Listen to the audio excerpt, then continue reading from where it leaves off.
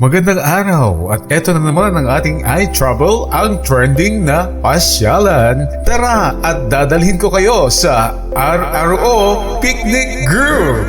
RRO Picnic Grove, isang natural at tahimik na picnic at day trip destination sa Pilipinas. Isang picnic ground na nature spot sa Barangay San Isidro, Dumalneg, Ilocos Norte. Ito ay kilala sa tahimik na kapaligiran sa tabi ng ilog at may mga puno na pine. Perpekto para sa pamilya, barkada o sinumang gustong mag-relax at mag-unwind sa kalikasan. Pwede kang mag-picnic dito at mag-relax. Place na ito ay ideal para mag-picnic sa ilalim ng mga pine trees sa tabi ng malamig na ilog. Maraming espasyo para umupo, magdagdag ng lampara o picnic mat at magkasiyahan kasama ang pamilya o kaibigan. Pwede kang magrenta ng cottage sa abot kayang halaga lang at maghanda na ng pagkain sa buong araw.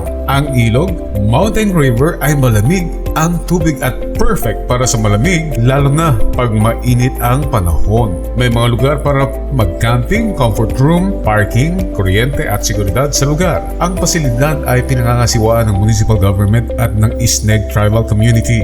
Malapit din sa mga lugar tulad ng Darna Falls at Bolo River, kaya magandang tanawin ang pag-ikot sa lugar na ito pag nag-day trip ka. Minimal lang ang pagpasok, kaya enjoy ang lahat. Huwag kalimutan magdala ng pagkain, inumin at gamit para sa picnic grilling para sa sulit at comfortable ang experience. Mainam itong puntahan sa dry season para mas masaya sa tubig at sa paligid.